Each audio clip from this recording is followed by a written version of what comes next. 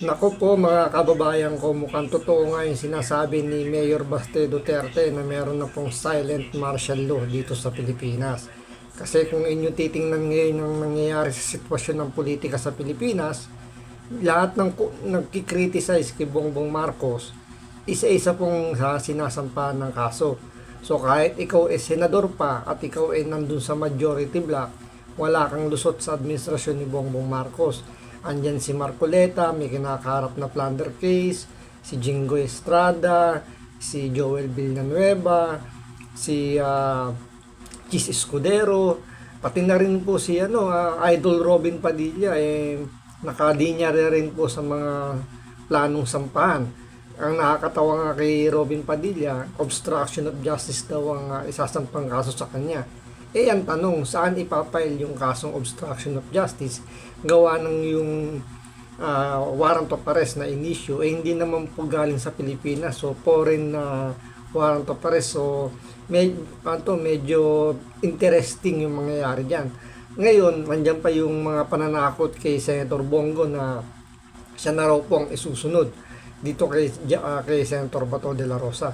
Ngayon, panoorin po natin itong video to kung saan sinasabi rito na merong tatlong plano itong si Bongbong Marcos para mapanatili yung kanyang kapangyarihan. O baga, mukhang wala talagang planong bumaba sa kanyang pwesto. Kaya meron siyang tatlong malaking plano na gagawin ngayong 2027 hanggang sa matapos yung 2028. So ito panoorin po natin, pero siyempre bago ang lahat, kung hindi ka pa nakasubscribe sa Makapili TV, baka naman pwedeng pakipindot po muna yung subscribe button at the same time palike na rin po ng video. Wala naman pong bayad yan, kaya pindot na. So ito panoorin po natin.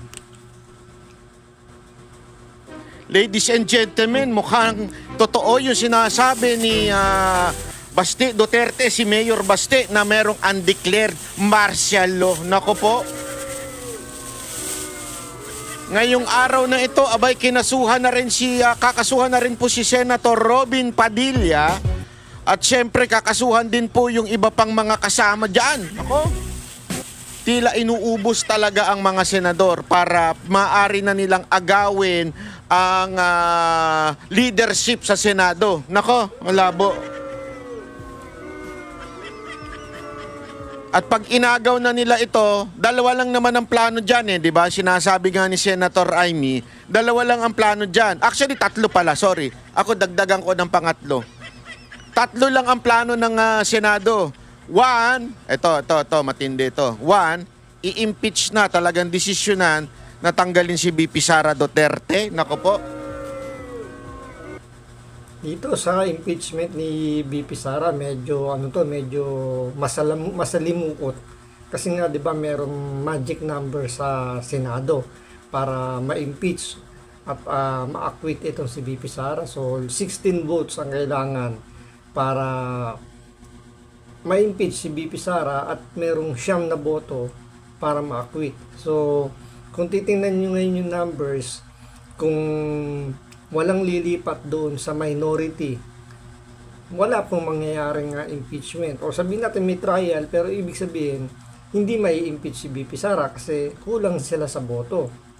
Ngayon, kung sakasakali naman na may ipakulong yung mga gustong ipakulong ni Bongbong Marcos, medyo hindi pa rin po sasapat kasi may matitira pa rin pong kumbaga 24 pa rin po yung total of senators na kailangan bumoto at kailangan ng 16 pa rin. So medyo masalimo talaga, at sa acquittal naman siyam, yun yung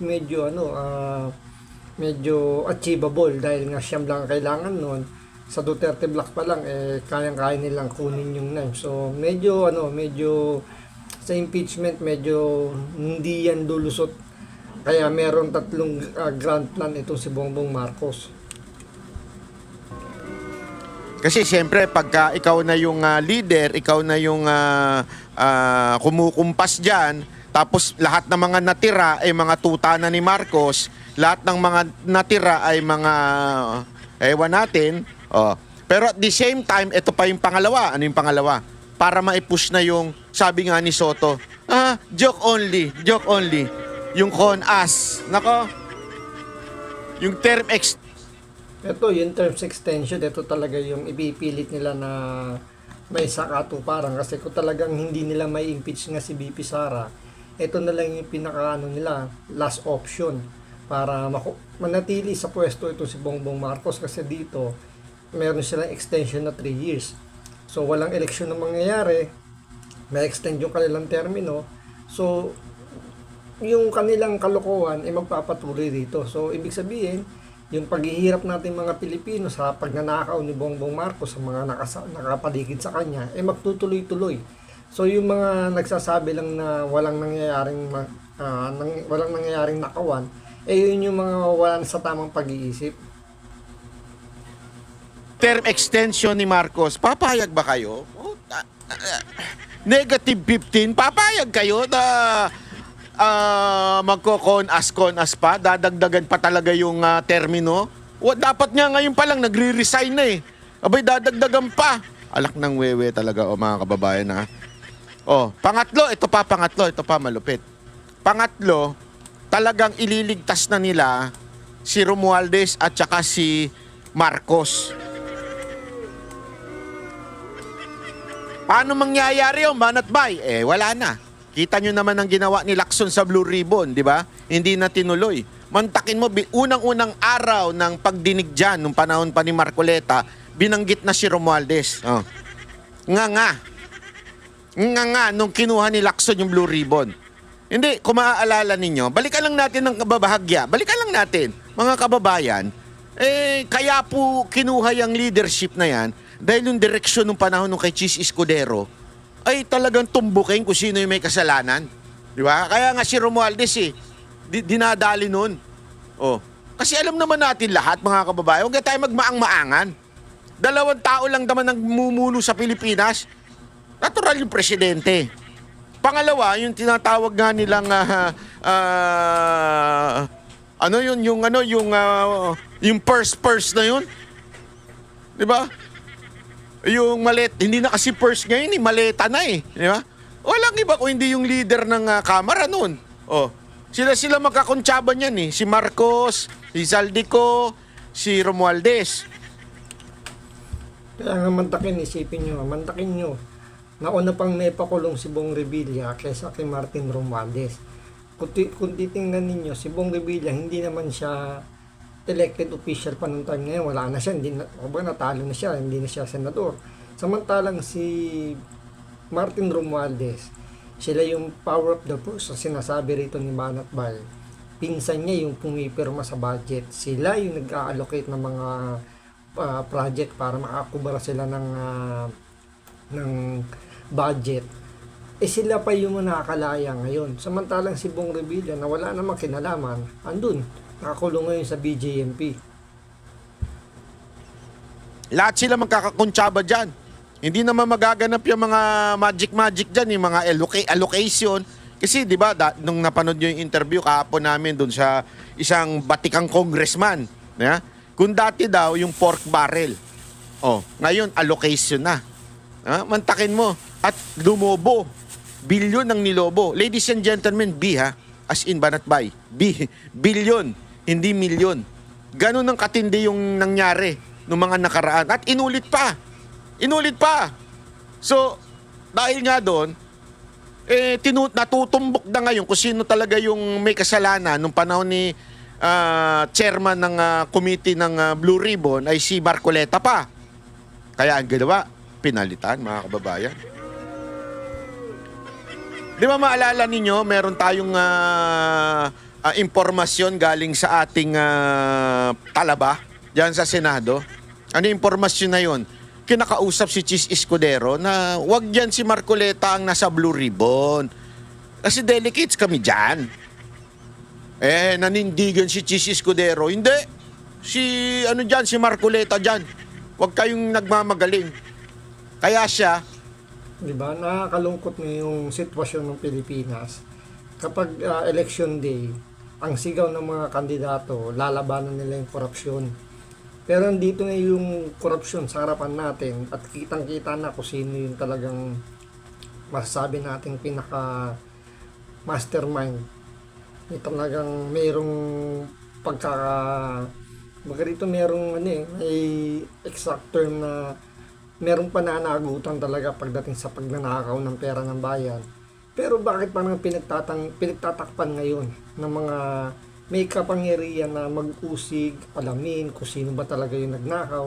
Pero parang mas binibigyan nila ng importansya yung mga kapwa nila politiko kaysa sa mga kababayan natin na mas dapat pinaglilingkuran ng mga politikong ito.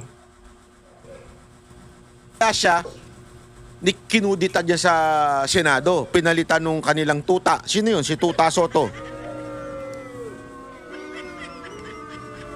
Pagkapalit ni Tuta Soto, ano nangyari? Kita nyo naman, wala na. Blue ribbon, naging pink ribbon na. Kung hindi pink ribbon, red ribbon na. Pagkaalala ko, yung red ribbon, masarap eh. Pero yan, hindi masarap yung red ribbon ni feeling ko pink ribbon.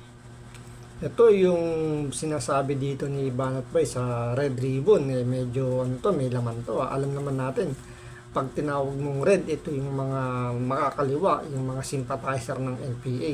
So marami na ngayon ng haka-haka na ang gobyerno natin ngayon ang nagpapatakbo ay mga sympathizer na ng mga NPA. So itong si Bongbong Marcos nakikipagsabuatan na to sa mga sympathizer para hindi payagang maging presidente si Sara Duterte.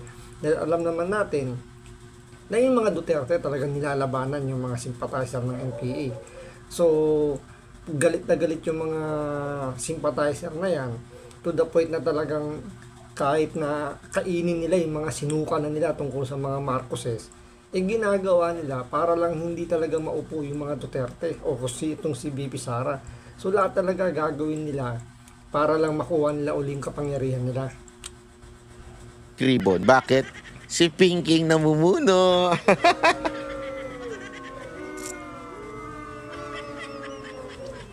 Oh, di ba? Tama, mali. Tapos, ngayon, bumalik na, syempre, doon sa mga bayani, yung Hero 13, no? Yung Brave 13. Ano naman ang ginagawa ngayon? Dinadali, ladies and gentlemen. Dinadali po yung sila. Inuubos sila. Lahat sila kakasuhan. Sino lang hindi makasuhan dun? Mukhang si Pia Cayetano lang Kasi wala siguro sila mahanap. Pero malay mo, alam mo naman sila, magaling magukay, parang si Torre. Lahat halos may kaso na eh. Sino pa ba wala? Si Aimee. Makakasuhan kaya ng yung kapatid ng presidente? Ewan ko lang Pero isipin nyo, yung 13 yun, halos kalahati doon. Mayroong kakaharaping kaso. Andyan si Villanueva, si Estrada, si Escudero, si Marcoleta, si Robin Padilla, so 5. Sampa din si Bongo na tinatakot na meron daw ilalabas din na warrant of arrest papunta sa kanya. So possible magaya siya kay General Bato de la Rosa. So 7 senador yung nasa majority, yung posibleng bunutin nitong administrasyon ni Bongbong Marcos. Pag nagkaganon, 8 na lang, kung sa 13 na nakaupo ngayon, may 7, 6 na lang po ang matitira sa majority.